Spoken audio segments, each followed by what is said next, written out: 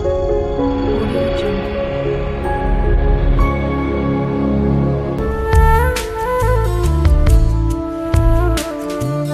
ये है वचन, प्यारा वचन, ईशो मसीह का प्यारा वचन। ये है वचन, प्यारा वचन, ईशो मसीह का प्यारा वचन। पाव को दीप को राह को रोशन, ये है मसीह का प्यारा वचन। ये है वचन, प्यारा वचन। परमेश्वर के धन्य नाम की महिमा हो। प्रभात मनन के सत्र 2765 में आप सभी का बड़े प्रेम के साथ स्वागत करता हूं। आइए आज के मनन के लिए हम पढ़ते हैं प्रकाशित वाक्य अध्याय 3 पद 5। जो जय पाए उसे इसी प्रकार श्वेत वस्त्र पहनाया जाएगा और मैं उसका नाम जीवन की पुस्तक में से किसी रीति से ना काटूंगा, पर उसका नाम अपने पिता और उसके स्वर्गदूतों के सामने मान लूंगा। हमारे कल के मनन में हम देखे थे कि उद्धार का सही अनुभव में जीवन बिताने वालों को श्वेत वस्त्र पहनाए जाने का अर्थ क्या है। यह सही अनुभव का अर्थ है उद्धार वास्तव में पाने का अनुभव अथवा पश्चाताप के साथ नियमित रूप में प्रभु के साथ मेल मिलाप में जीने का अनुभव। इस श्रेणी में दूसरी बात हम देखते हैं कि उनका नाम जीवन की पुस्तक में से किसी रीति से काटा नहीं जाएगा। हम इस बात को पूर्व में देख चुके हैं कि यह बताया गया जीवन की पुस्तक वो पुस्तक है जिसमें उद्धार पाए हुओं के नाम लिखे जाते हैं। केवल उद्धार पाए हुओं के ही नाम इस पुस्तक में लिखे जाते हैं।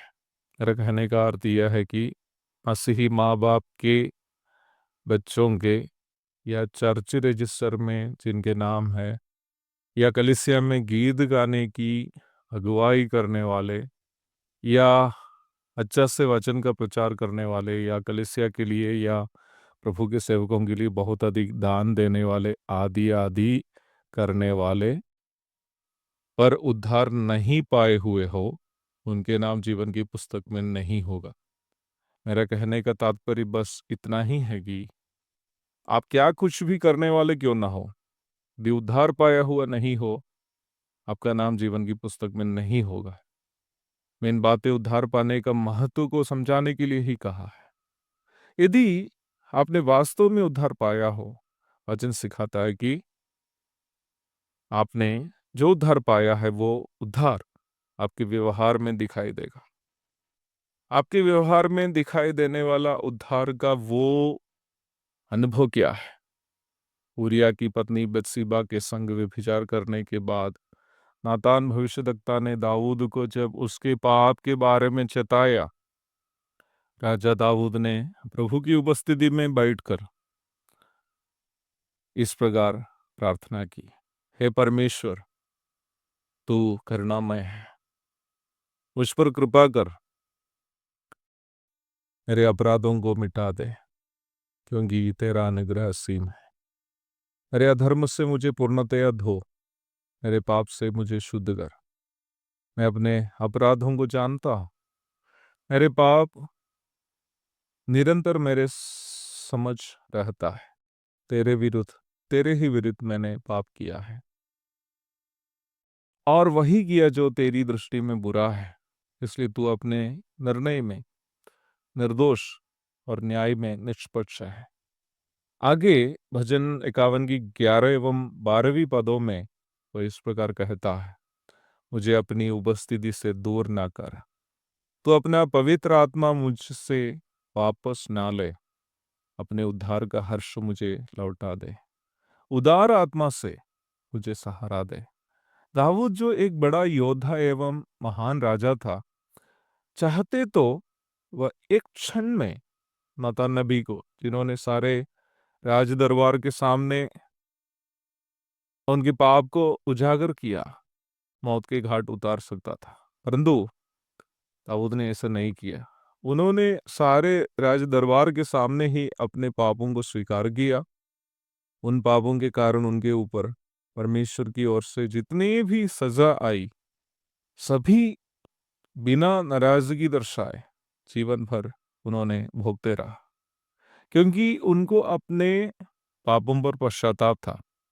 मैं कभी कभी सोचता हूँ, यदि आजकल की कलीसियाओं में कोई अगुआ किसी सदस्य या सदस्या की कमी खुलेआम कह दे तो क्या होगा।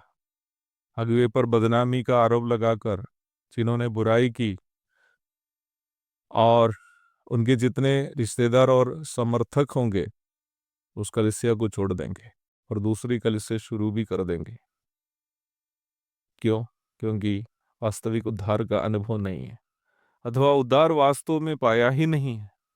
प्रभु का कहना यह है कि उद्धार नहीं पाया हो तो आपका नाम जीवन की पुस्तक में नहीं होगा। यदि उद्धार पाया है तो आपका नाम जीवन की पुस्तक में होगा, और प्रभु वहां से उस नाम को किसी भी कारणवश हटाएंगे भी नहीं, क्योंकि उद्धार जो हम पाए हैं कभी नष्ट नहीं होगा।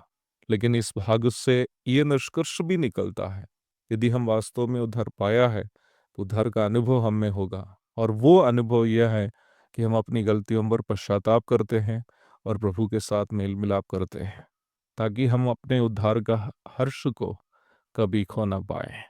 एक और शुभ दिन की धन्य कामनाओं के साथ आज का मनन में यहाँ समाप्त करता हूँ। प्रभु आप सबको आशीष दे। आमीन।